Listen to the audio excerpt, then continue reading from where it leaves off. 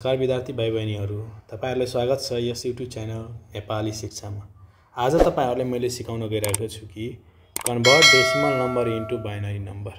भनेको के त डेसिमल नम्बरलाई चाहिँ हामीले चाहिँ बाइनरी नम्बरमा चाहिँ कसरी परिवर्तन गर्ने त त्यो सिकाउन गइरहेको छु। मैले एउटा यहाँ चाहिँ के लिएको छु त डेसिमल नम्बर। यो डेसिमल नम्बर तपाईले कसरी चिन्नु भयो त यहाँ बेसमा हेर्न सक्नुहुन्छ। यो कति दिएको छ त 10 दिएको छ। भनेपछि जुनसुकै नम्बरको बेसमा 10 दिएको छ भने त्यो भनेको डेसिमल नम्बर हो। भने यसलाई चाहिँ केमा परिवर्तन गर्न भनेछ भनेपछि बाइनरी नम्बरमा। त बाइनरी नम्बरको बेस जहिले पनि के हुन्छ त 2 हुन्छ। तपाईले यति ध्यान राख्नु होला।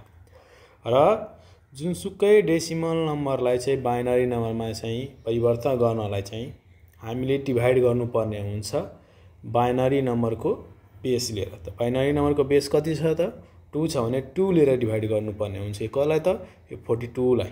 ठीक छ। अब म तपाईहरुलाई चाहिँ यो सिकाउन गइरहेको छु। फर्स्ट अफ अल तपाईहरुले चाहिँ के गर्नु होला त सोलुसन लेख्नु होला। र सोलुसन लेखिसके पश्चात यहाँ ध्यान दिनु होला है। 42 मैले यहाँ लेखे। यो साइडमा मैले के लेख्छु त r भनेको रिमाइन्डर लेख्छु र यहाँ भनेको 2 लिएर के गर्छु त यसलाई चाहिँ डिभाइड गर्छु। ठीक छ। अब 2 लिएर चाहिँ 42 लाई डिभाइड गर्दाखेरि हेर्नु होला यो 2 लिएर यो 42 लाई चाहिँ डिभाइड गर्नुपर्ने हुन्छ। यो 2 लिएर चाहिँ के गर्न त 4 लाई डिभाइड गर्नुपर्ने हुन्छ। त 2 2 चाहिँ कति हुन्छ त 4 हुन्छ। अनि 2 1 जा 2 रिमाइन्डर कति आयो त 0। कति आयो त 0। अब 2 लिएर फेरि यसलाई डिभाइड गर्नुपर्ने हुन्छ। 2 लिएर डिभाइड गर्दाखेरि यहाँ विचार गर्नुपर्ने हुन्छ। अब हेर्नु त 2 1 जा 2 2 1 जा 2 अनि 2 1 जामा चाहिँ 1 आउँछ आउँदैन। त्यो भन्दा कम भनेको 0 त आउँछ नि 2 0 जा 0। बाँकी भनेको कति त 1 रिमाइन्डर। अब यहाँ हेर्नु त यो 2 मल्टिप्लाई 10 इज इक्वल टु कति हुन्छ त 2 10 जा 20। यो 2 र यो 10 लाई मल्टिप्लाई गरे 2 10 जा कति आयो त 20। तर यहाँ कति छ त 21। यो रिमाइन्डरलाई चाहिँ हामीले चाहिँ एड गरिदियो भने कति हुन जान्छ त 21। बुझ्नुभयो। अब हेर्नु यहाँ फेरि अब 2 लिएर के गर्छ त यसलाई चाहिँ हामीले डिभाइड गर्छौं। 2 5 जा 10 रिमाइन्डर कति आयो त 0। अब यसलाई अलि थोरै बढाउँछु र फेरि डिभाइड गर्छु। 2 1 जा 5 आउँछ आउँदैन। त्यो भन्दा कम त आउँछ कति आउँछ त 2 2 जा 4 भनेपछि रिमाइन्डर कति बाँकी बस्यो त 1। फेरि यसले डिभाइड गर्ने 2 1 जा 2 रिमाइन्डर कति आयो त 0। हामीले यतिमा पनि छोड्दा हुन्छ। यदि यसले चाहिँ पूर्ण रूपमा 0 बनाउनु छ भने के गर्नुपर्ने हुन्छ त अझै डिभाइड गर्नुपर्ने हुन्छ। 2 0 जा 0 अनि रिमाइन्डर कति आयो त 1। र हामीले यसलाई लेख्दाखेरि यहाँदेखि तलदेखि माथिसम्म चाहिँ लेख्नुपर्ने हुन्छ। भने अब हाम्रो आन्सर कति आयो त यो 42 भनेको डेसिमल नम्बर। यसलाई परिवर्तन गरिसक्यो केमा त बाइनरीमा। त बाइनरीमा परिवर्तन गर्दाखेरि अब कति आयो त तलदेखि माथिसम्म लेख्ने त 1 0 1 0 1 0 आयो। यो भनेको के हो त बाइनरी नम्बर। अब यहाँ से हेर्न सक्नुहुन्छ कि मैले चाहिँ के लिएको छु त यहाँ 57801 लिएको छु। यो भनेको डेसिमल नम्बर रहेछ। यसले चाहिँ अब बाइनरी नम्बरमा चाहिँ परिवर्तन गर्नुपर्ने हुन्छ। भने अब यो ठुलो नम्बर छ यो सानो नम्बर थियो अघि। अब ठुलो नम्बरलाई चाहिँ फेरि अब योबाट चाहिँ बाइनरी नम्बर यसले चाहिँ कन्भर्ट गर्नुपर्ने हुन्छ। अब त्यसको लागि हामीले के गर्छौं त सोलुसन लेखिसके पश्चात सेम प्रक्रिया हो यसको।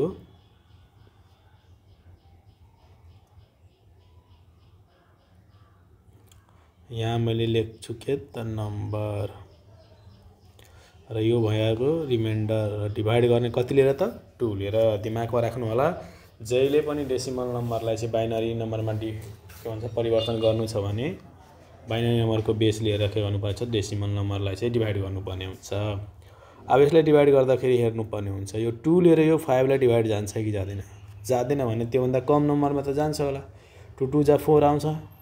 बाँकी कति रह्यो त 2 2 जा 4 बाँकी 1 हैन। भनेपछि यो यहाँ क्यारी भयो, यहाँ कति हुन गयो त 17। 2 1 जामा 17 आउँछ, आउँदैन भने त्योभन्दा कम त आउँछ। 2 8 जा 16, 16 + 1 भनेको 17, भनेपछि 1 बाँकी बस्यो, 1 क्यारी गर्दै कति भयो त 18। 2 1 जामा 18 आउँछ, 2 9 जा 18, 2 9 जा 18, 0 आउँछ 2 1 जामा आउँछ नि त, 2 0 जा 0, 2 0 जा 0। किन त, किनकि 2 1 जामा 1 चाहिँ आउँदैन, त्यही भएर 2 0 जा 0 अनि रिमाइन्डर कति आयो त 1 आयो। बुझ्नुभयो त कसरी डिभाइड गरेँ मैले त। फेरि यहाँ डिभाइड गर्नुपर्ने हुन्छ। 2 1 जा 2, यसलाई गरेको 2 4 जा 8 अनि 2 1 जामा 9 त आउँदैन, त्योभन्दा कम आउँछ। 2 4 जा 8, रिमेनिङ भनेको 1 क्यारी गऱ्यो, यहाँ कति हुन गयो त 10 हुन गयो। 2 5 जा 10 अनि 2 0 जा 0, रिमाइन्डर कति आयो त 0। किनकि यसलाई चाहिँ 2 लिएर एक्ज्याक्टली डिभाइड चाहिँ लाग्यो, 14,450 लिएर। अब फेरि हामी यसलाई चाहिँ डिभाइड गर्छौँ 2 लिएर। 2 1 जा 1 आउँछ, आउँदैन भने के गर्नु पर्यो त, दुईटै लिनु पर्यो। 2 7 जा 14 आउँछ अनि 2 2 जा 4 अनि 2 2 जा 4 अनि बाँकी भनेको 1 5 छ, किनकि 2 2 जा 4 + 1 भनेको 5, त 1 क्यारी गर्दा 10 भयो। 2 5 जा 10, एक्ज्याक्टली यतिले डिभाइड लाग्यो, भनेपछि रिमाइन्डर के आयो त 0। अब हामीले फेरि के गर्छौँ त 2 लिएर डिभाइड गर्छौँ। 2 1 जामा 7 आउँछ, आउँदैन, त्योभन्दा कम त आउँछ। 2 3 जा 6 भनेपछि बाँकी कति बस्यो त 1 क्यारी गयो, कति भयो त 12। 2 6 जा 12 अनि यहाँ 2 1 जा 2, 2 1 जामा 5 त आउँदैन, त्योभन्दा कम 4 आउँछ। 2 2 जा 4, रिमाइन्डर भनेको 1। फेरि यसलाई हामीले चाहिँ के गर्छ त डिभाइड गर्छौँ। 2 1 जा 2 भनेपछि बाँकी कति बस्यो त 1 क्यारी गयो, कति भयो त 16। 2 8 जा 16, 2 1 जामा 1 आउँछ, आउँदैन भने 2 0 जा 0, 1 के भ्यालु त बाँकी बस्यो त क्यारी गयो, कति भयो त 12। 2 6 जा 12 भनेपछि रिमाइन्डर कति आयो त 0। अब मैले चाहिँ के गर्छु, यो लाइन अझै बनाउँछु यहाँबाट। अब यसलाई चाहिँ फेरि 2 लिएर डिभाइड गर्छौँ। अब 2 लिएर त 1 ले त डिभाइड लाग्दैन, त हामीले के गर्छौँ त दुईटै लिन्छौँ। 2 9 जा 18, 2 0 जा 0, 2 3 जा 6, रिमाइन्डर कति आयो त 0। त्यसपछि 2 1 जामा 9 आउँछ, आउँदैन, त्योभन्दा कम त 8 आउँछ, त कतिले जान्छ त 2 4 जा 8 भनेपछि बाँकी कति बस्यो त 1 क्यारी भयो, 10 भयो। 2 5 जा 10 हैन, 3 त आउँदैन, त्योभन्दा कम भनेको 2 आउँछ, त 2 1 जा 2, रिमाइन्डर कति बाँकी बस्यो त 1। त्यसपछि हामीले फेरि 2 लिएर डिभाइड गर्छौँ। 2 2 जा 4, 2 1 जा 5 आउँदैन, त्योभन्दा कम 4 आउँछ। 2 2 जा 4, रिमाइन्डर कति बाँकी बस्यो त 1 क्यारी गर्दै कति भयो त 11, त 11 भनेपछि कतिले जान्छ त 2 5 जा 10 भनेपछि 1 के भयो त बाँकी बस्यो, त्यो गनेको रिमाइन्डरमा गयो। त्यसपछि फेरि हामीले चाहिँ के गर्छौँ त लाइन तान्छौँ, यहाँ पुगेन, अब यसलाई चाहिँ डिभाइड गर्छौँ। 2 1 जा 2, 2 1 जा 2, 2 1 जामा 5 त आउँदैन, त्योभन्दा कम त आउँछ, कति आउँछ त 4, कतिले जान्छ त 2 2 जा 4 भनेपछि 1 बाँकी बस्यो, किनकि यहाँ 5 छ, 1 रिमाइन्डर। फेरि 2 लिएर डिभाइड गर्छौँ यसलाई, त यो 1 लाई त डिभाइड लाग्दैन, 2 लिएर लाग्दैन भने त दुईटा डिजिट लिन्छौँ हामीले फर्स्टको। 2 1 जामा 11 आउँदैन, त्योभन्दा कम 10 आउँछ। 2 5 जा 10, 1 बाँकी बस्यो क्यारी गयो, कति भयो त 12। 2 6 जा 12, रिमाइन्डर भनेको 0। फेरि लाइन तान्छौँ। अब हेर्नु 2 1 जामा 5 आउँदैन, त्योभन्दा कम 4 आउँछ। 2 2 जा 4, रिमाइन्डर बाँकी भनेको 1 क्यारी गर्यो, 16 भयो। 2 8 जा 16 है, भनेपछि रिमाइन्डर कति आयो त 0।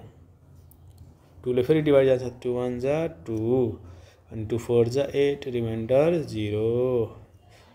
2 7 जा 14, रिमाइन्डर कति आयो त 0 हुन्छ। 2 3 जा 6, रिमाइन्डर कति बाँकी त 1।